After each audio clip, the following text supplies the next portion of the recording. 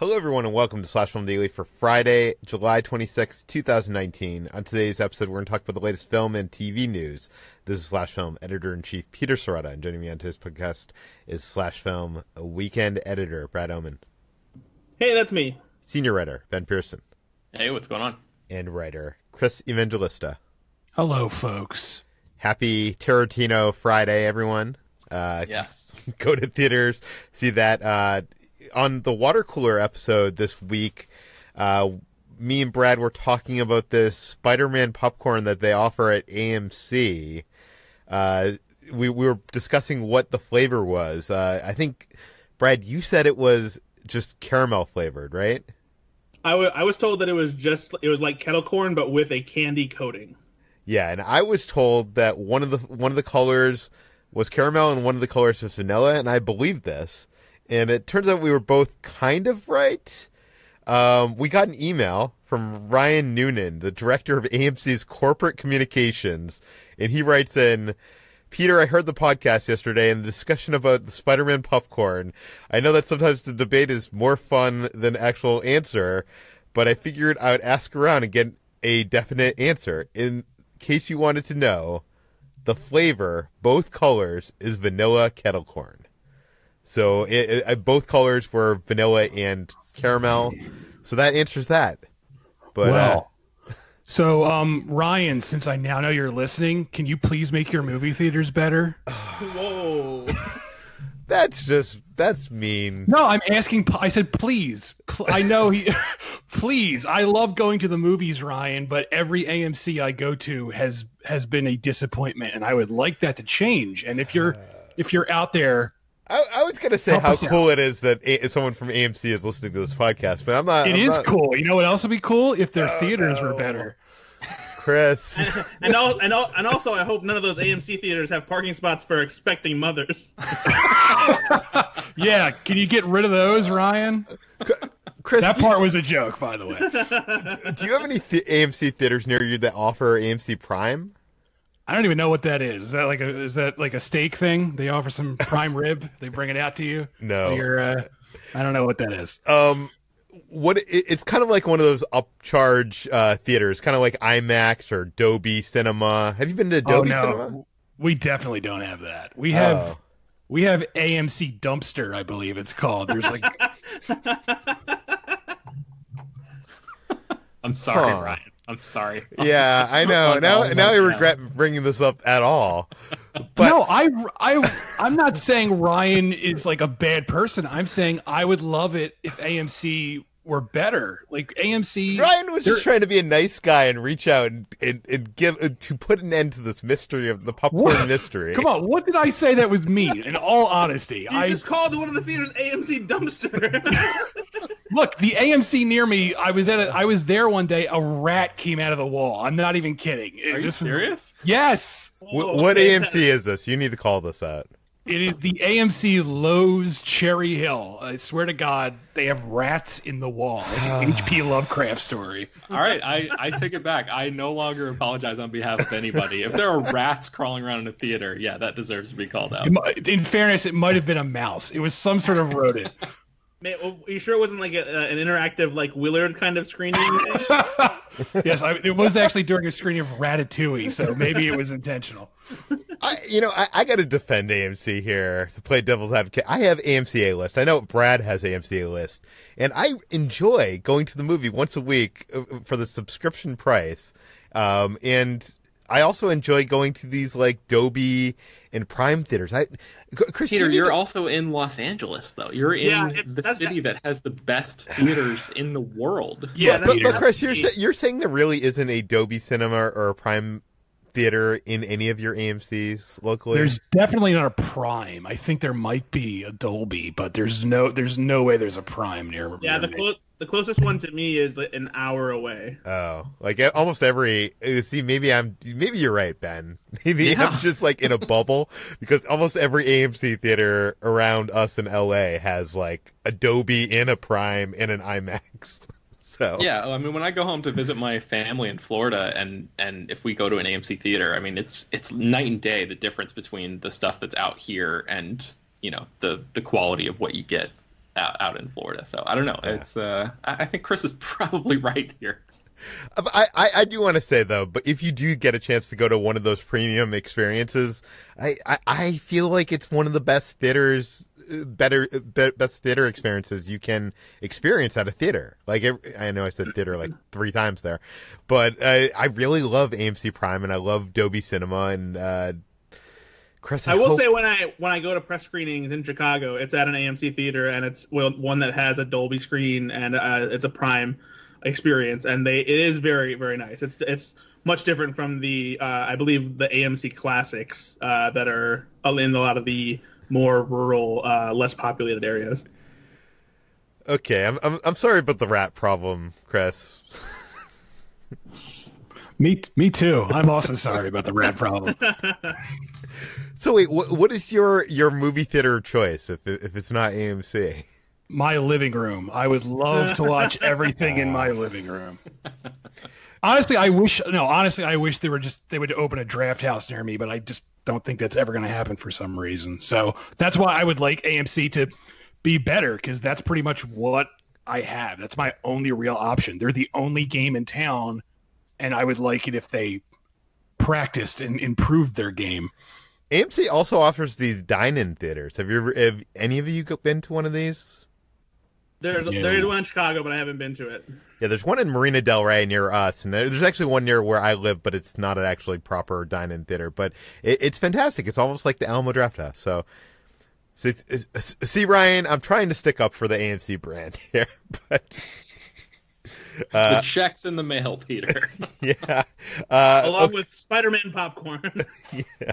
Okay. Speaking of Spider-Man, let's talk about Spider-Man: Far From Home and the box office. I know we were waiting because if this movie hit $1 billion, we had heard that Marvel Studios would retain the rights going forward for a third Spider-Man film.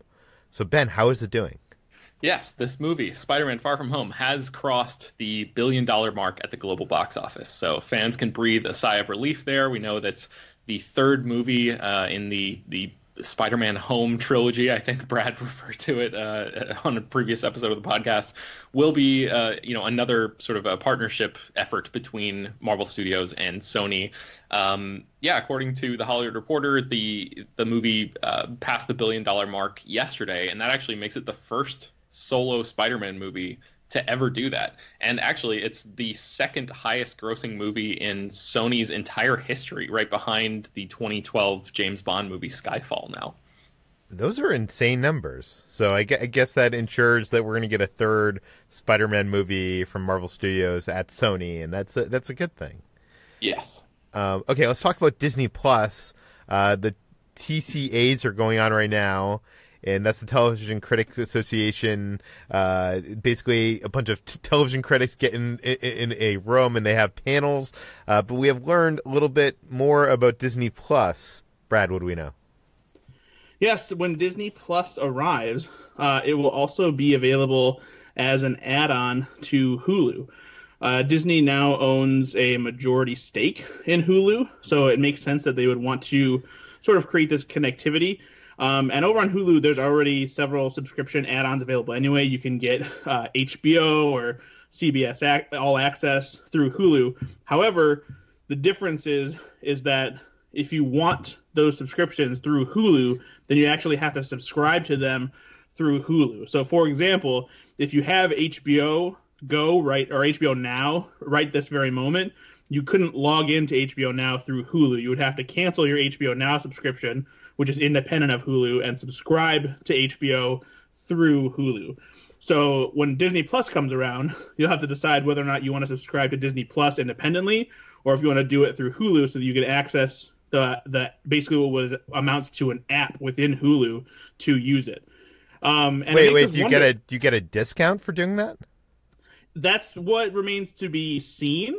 It's not clear. We're wondering if maybe since Disney does have a large stake in Hulu, they might offer some kind of discount for doing it. After all, it would give what may drive more subscriptions towards Hulu if people don't have Hulu yet and they want Disney Plus as well. They could work out some kind of bundle deal. They've definitely been doing that recently. I know that there's some kind of bundle that Hulu has with Spotify right now, so they've been doing some collaborations recently. Me personally, I feel like I would probably want Disney Plus separate, if only because I kind of want to. I would like to keep all subscriptions separate from each other, because if I want to cancel one, then it makes it a little bit easier, I guess, in my mind. I don't know. I guess you could always unsubscribe from a certain subscription through Hulu, but I'm not sure how complicated that is. Brad is the type of person, when he goes on the first date, he's figuring out how he can break up with the person down the line. Wow, that's deep, and that sounds like something like a therapist would say. No, I mean, I agree with you, actually, Brad, because, by the way, does anybody like the Hulu interface? I feel like it's like one of the worst streaming service interfaces out there. I don't mind it. I don't think it's that bad. Really? Yeah, I don't hate it, but I do feel like it could use some work as far as organization when you're like searching through things by genre and stuff like that. Oh yeah, that's a good point.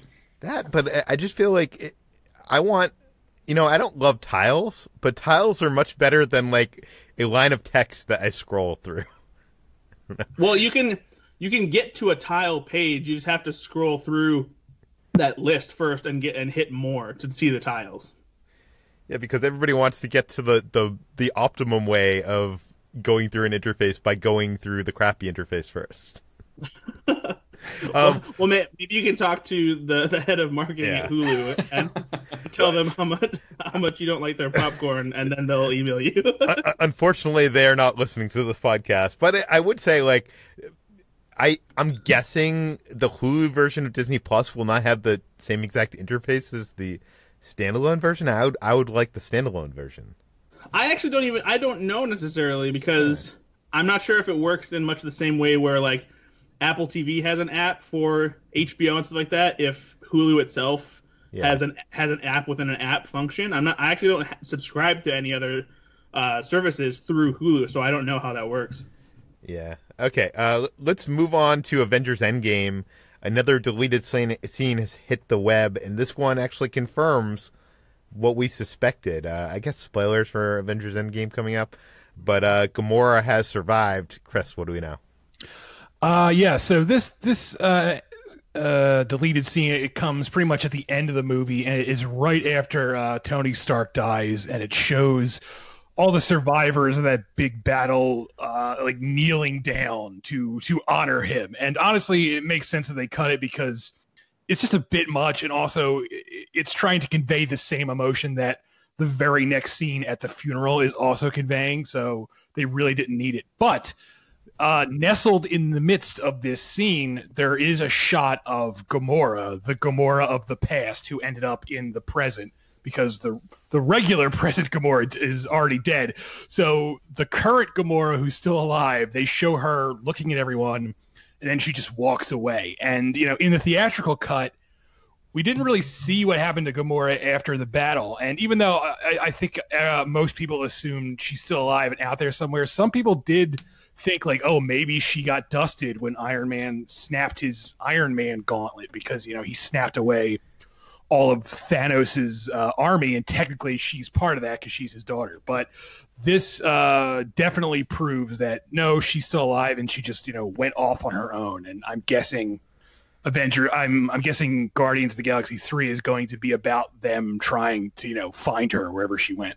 Yeah, I would say that this would confirm that she's alive, but this is a deleted scene, and there's been many deleted scenes where the events of those deleted scenes are not canon, but the writers, it was either the writers or the directors at Comic-Con, basically confirmed that she's still alive. So yeah. So there you go. Okay, let's move on from Marvel to DC. Let's talk about Joker, the new film from Todd Phillips, which apparently is being positioned as an award contender. Ben, what do we know? Yeah, so this movie is going to debut at the Venice Film Festival, which is like a pretty, like a hoity-toity place for a comic book movie to make its grand debut. And Variety spoke with the artistic director of the Venice Film Festival, and they were talking about Joker, this new Todd Phillips movie that is coming out.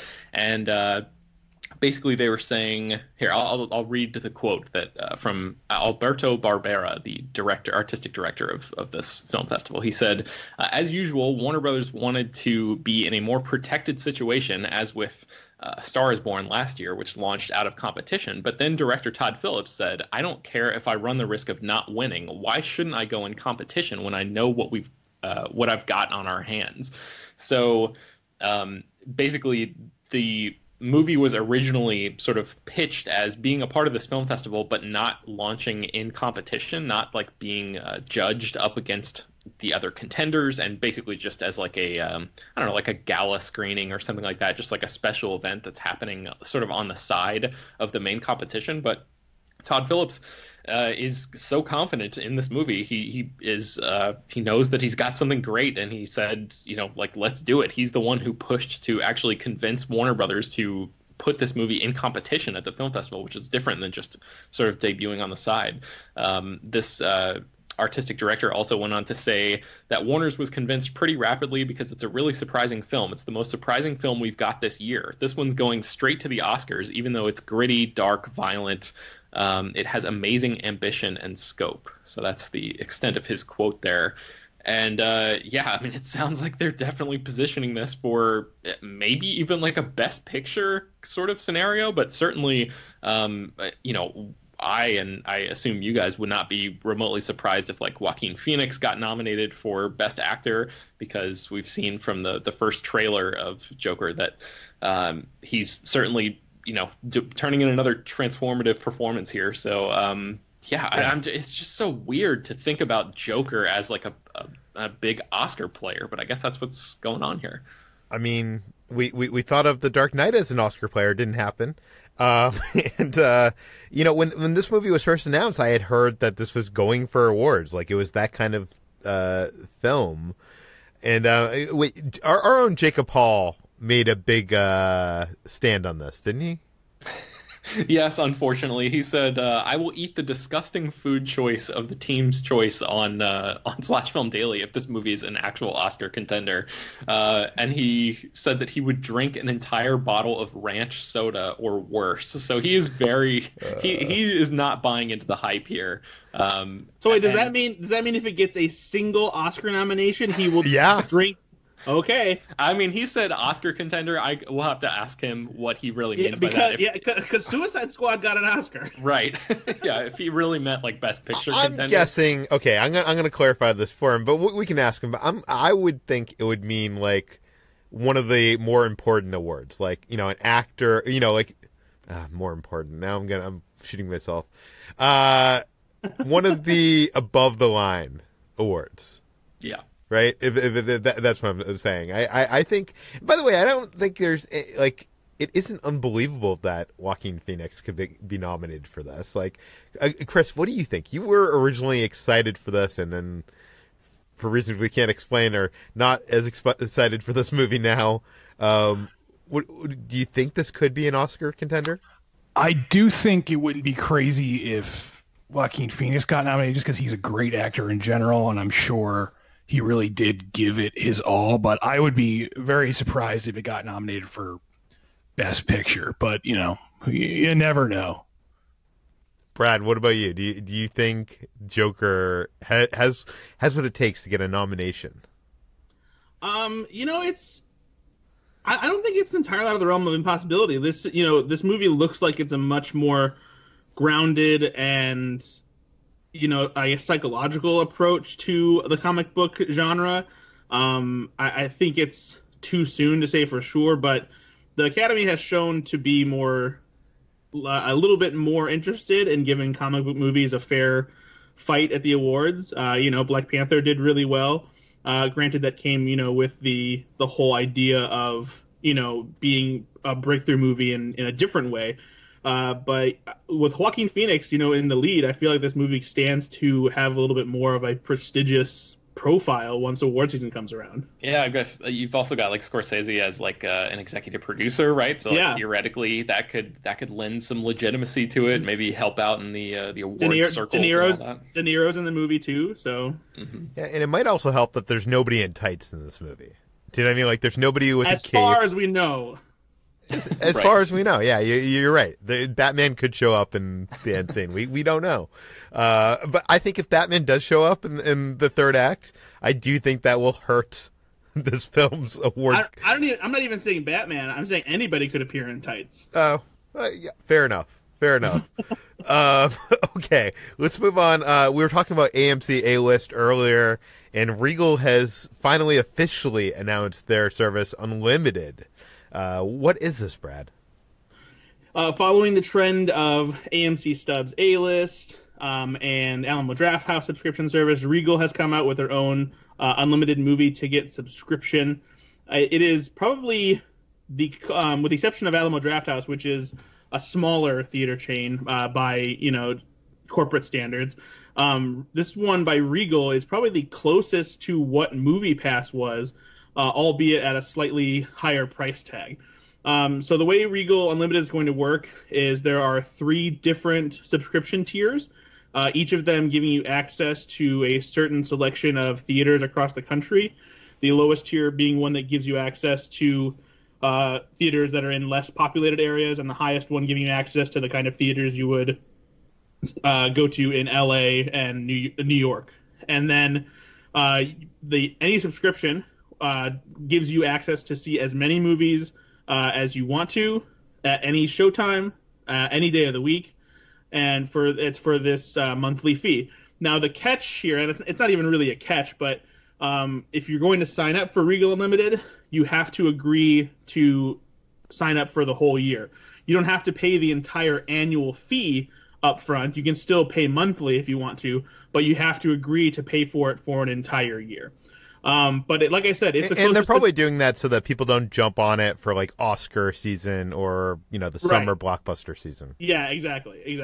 So they this is, like I said, this is the closest to MoviePass because it is unlimited. There's no blackout dates. The one downside is, unlike AMC Stubs A-List, there's a surcharge for premium format screenings like 40X or Dolby or 3D and whatnot. AMC Stubs A-List, that subscription gets you any ticket to any screening at AMC and an AMC theater. But the Regal one has some more possible surcharges. But yeah, it's pretty good. The lowest tier starts at $18 a month, which is only barely, or not even double what MoviePass was charging, and then MoviePass got way worse as time went on anyway. So it seems like a good deal if you have a Regal cinemas in your area. Unfortunately for me, Regal isn't a huge chain here in the Midwest, so it doesn't really help me much. Yeah. You know what?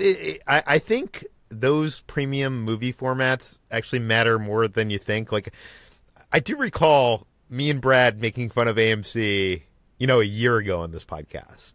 We were calling it, McDonald's Cinema or something? Oh, yeah, for sure. Well, and especially because MoviePass was doing so well, and AMC at the time were being such babies about it.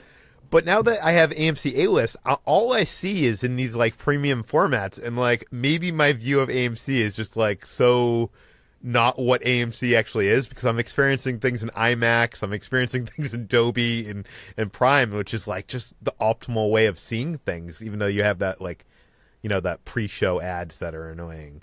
But have either of you been is Regal a thing over in New Jersey? Oh, sorry. I think so. They're not as prevalent. So this isn't something you'd sign up for. Well, you don't have any of these services, right? No, I do not. Ben, have you ever been to a Regal cinema? Yeah, there's a Regal theater in sort of near my parents' place in Florida, and it's fine. I think I don't know. Obviously, there are so many different options for me out here in LA that I would never even think about going to a Regal theater out here, because there are so many things above that on my personal list where I wouldn't have to check down to that. But yeah, I mean, for people who don't have the breadth of theaters that we have out here, this sounds like it might be a decent option. Yeah, it does stink that you have to pay if you want any of the premium formats, but I'm guessing an option is better than no option. So it'll be interesting to see what happens with all these subscription services and how this affects the box office going forward. Let's talk about two things that I think you guys were excited about. Let's first talk about Criterion, which is going to be releasing its 1000th edition to its library. Chris, what is it? It is a massive Godzilla box set. It's really impressive. Like, even if you're not a big Godzilla fan, which I'm actually not, I don't dislike Godzilla. I'm just not like a crazy super fan of it. But even I have to admit, this is like really cool, and I want to get my hands on it. It's got it's got at least 15 films. Yeah, there are 15 films total. It's got a wealth of special features. It's got, this really cool different cover art for every single copy. It comes with this huge book that's like a commemorative book. Basically, if you're a fan of physical media, as I am, this is like a must-have. But the big question here that everybody at home is probably asking themselves is Roland Emmerich's 1990s Godzilla film in this box set? Yes. No, it's not. See, that's actually kind of disappointing because I like the few times that Criterion does the Criterion treatment to a movie that doesn't deserve it. It didn't Michael Bay's Armageddon and The Rock were a part of the Criterion collection at one point. Yeah. I kind of love that. I do love the art on this, but I just don't collect physical media anymore. I know, Brad, you're a big physical media guy. Do you collect the Criterion collection? I don't collect the whole collection just because it's so big and there's a lot of stuff that I don't feel the need to own because they're not things that I would find myself rewatching over and over again. I find that from me and my personal taste, the Criterion collection is full of a lot of prestigious films that deserve to be seen, but they're not necessarily always movies that I find myself being like, oh, I don't want to sit down and watch this right now. But I do have, movies that I love from the Criterion collection. I have the Wes Anderson movies and Guillermo del Toro movies, and I have things like Punch Drunk Love and Tootsie and Harold and Maude and 12 Angry Men and stuff like that. So I'm always interested to see what Criterion adds to the collection, simply because whenever they do add a movie, it is the definitive, version of that movie and has a bunch of cool special features. Their special features and their art is just incredible. I remember when I was collecting DVDs, I have such a problem with collecting things that I started collecting Criterion collection. I think I had the first 100 or 200 Criterions, every single one of them. Even there was a couple that were out of print very early on and were really expensive to get. Chris, you have Criterion. Do you organize your DVDs just alphabetically, or do the Criterion have their own section because on the side they actually have the number it is in its collection, and right. I feel like it's kind of neat to keep that together as a collection, but it's not logistically smart because then it's harder to find movies you want to see. Right. Yeah. I have everything alphabetical on everything together. Basically, I don't want to. I feel like that would just be getting rid of room. I would rather save for everything. Yeah, makes sense. Okay, let's move on to one last thing. This is a thing that Brad is excited about. Big Mouth has been renewed for 3 more seasons. Brad, what do we know? Yes, Big Mouth is back in a big way. The show had already been renewed for a 3rd season that is coming to Netflix this fall, but Netflix just ordered 3 more seasons on top of that, which I'm extremely excited about. This is one of my favorite shows on Netflix. It's one of my favorite animated shows for adults, period. Netflix announced the news today that on top of the 3-year season renewal, series creators Nick Kroll, Andrew Goldberg, Mark Levin, and Jennifer Flackett are also getting a multi-year deal to produce even more animated TV shows and movies for Netflix under a new animated production banner called Brutus Pink. So they clearly have a new home at Netflix, and they'll be making more stuff for Netflix in the future in animated territory. And yeah, Big Mouth is so good. In Slack offline, I know that Jacob and Chris are not a big fan of the animation style because it doesn't look the best, and it's notoriously gross, I guess you would say. But the show is just so funny, and it's such a charmingly graphic portrayal of hormones and puberty that I just can't help but love it. Well, cool. You can read more of all the stories we talked about on today's podcast linked in the show notes. This podcast, /Film Daily, is published every weekday on iTunes, Google, Overcast, Spotify, all the popular podcast apps. Please feel free to send us your feedback, questions, comments, concerns to us at peter@slashfilm.com. And please rate and review this podcast on iTunes. Tell your friends. Spread the word, and we'll see you on Monday. So, Chris, what would AMC have to do to their theater to get you back as a customer? They would have to have ushers, I guess, who do their job and like throw people out who suck, which is like 90% of the crowds around here. And they would just have to have like, better projection, better sound, cleaner theaters. This is, I know there's, they don't want to hire these people. They don't want to, they want to save their money, but every year there's a different story about like theater owners being like, how can we draw in crowds? I'll tell you how. Have better theaters. That's really all it takes. There you go.